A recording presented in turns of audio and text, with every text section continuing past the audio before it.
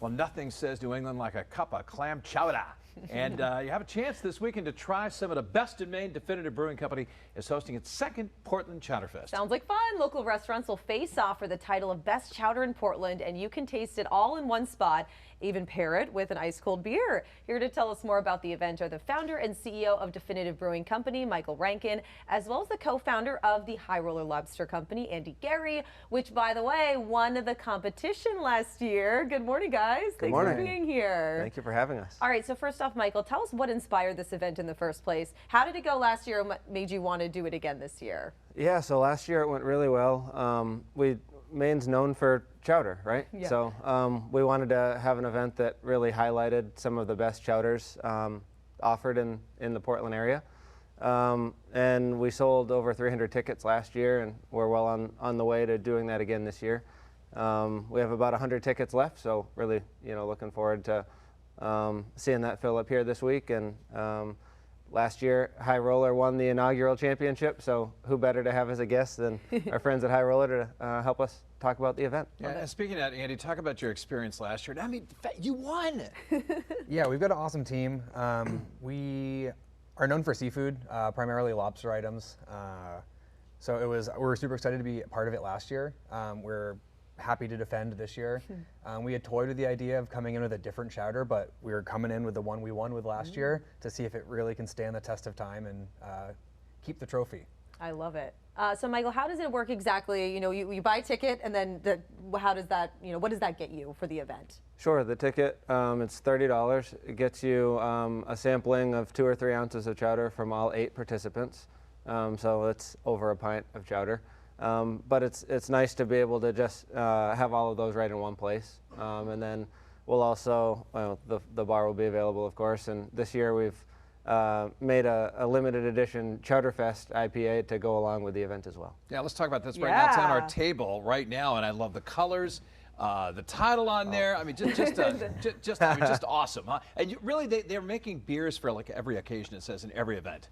Yeah, of course. I mean, we don't typically sell cans to drink on premise, just because it's a challenge with to-go beer sales as well. But we decided for this event this year, we made the special beer, and we're gonna sell it right in the can for people to be able to have more easily as they walk around and try the different chowders. That is awesome. Doesn't taste like clam though, right? No, of course not. Thankfully, no clams were used in the making of this product. All right, Andy, without giving away your recipe, what do you think makes your chowder stand out? What are some key components of making a good chowder in general, in your opinion? So I feel like a lot of people hear chowder and they instantly think clam chowder. I love clam chowder. We don't use a lot of clam at Highroller. We use lobster, obviously, it's in the name. We use crab a lot, so we use those 2 components as our main proteins. We use corn and potato, which are classics for any chowder. Some proprietary spices that I won't talk about on air. But it's just fresh ingredients is the huge difference. I mean, you can really tell the difference if you're eating something that came out of a can or if you're eating real food. So just the freshest seafood we can get. We're going to be making, so the chowder that we're entering for the competition, we're serving all weekend at the restaurant too. So if you come, try our chowder, want quite a bit more of it, you can come right over to the restaurant and eat as much of it as you'd like. I love that. So there you go. Hey, let's talk about some of the chowders last year, besides, of course, Highroller. What were some of the ones that kind of stood out, maybe a different kind of taste, or, you mentioned seafood chowder too. Yeah, people will take a whole different, several different approaches. Last year there was one, I believe, Asian-inspired chowder that was certainly unique. It's not just everybody showing up and making a haddock chowder and calling it a day. There are really some creative options, and it'll be interesting to see what people come up with for this year. Yeah, what is so fun about bringing all of these, different restaurants together, maybe with different backgrounds, some of them not necessarily even, seafood companies, and seeing what they come up with, and just supporting everybody. Yeah, that's the best part of the event, right? Is to be able, this should help all the participants hopefully, as well as create a really fun experience for all of the attendees that come.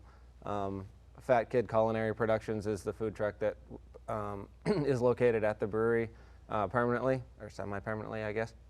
And they're not typically known for seafood, but they make a whole wide range of food that that we have available at the brewery every day, and so they'll certainly come up with something that's pretty tasty, I'm sure. Yeah, let's talk about how things are going at Highroller. I just went to a comedy show. We had him on the air here as Carlos Mencia, and he talked about Highroller at his comedy show, saying, I went to Highroller, man, it was awesome. Yeah, pretty sweet. Yeah, we've been super fortunate that, I mean, being a lobster-centric restaurant based right in the heart of Portland, people come from all over and they want to get a good lobster roll, and we are, in my opinion, the best one around.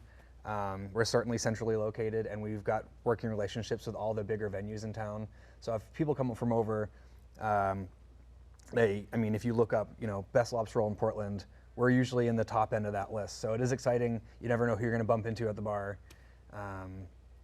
whether it's a comedian or a nationally touring band.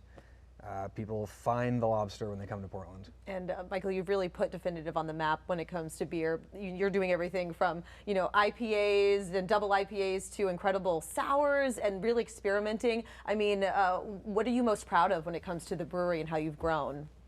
I think the quality of the product speaks a lot for the brand. We have an exceptional team that makes the beers, and we've been fortunate to be able to continue to make better and better beer, you know, every year, I think. So we definitely have a great team behind it, and looking forward to seeing all the new beers that we continue to come out with. Yeah. Us too. Absolutely. Andy, good luck at the competition. Any smack talk you want to do to the other places? We'll keep that to the palates. Okay. All right. All right. Where can people buy tickets for Chowderfest on Saturday? The tickets are available on Eventbrite. You can also find the link on our website and on our social media platforms, Instagram, Facebook, all that. All right. Sounds pretty delicious. What a great combination, especially right here sitting here. Highroller and Definitive. I know. This is man. amazing. It's going to be so much fun. All right. Thank you both so much. Of course. Thank you for having us.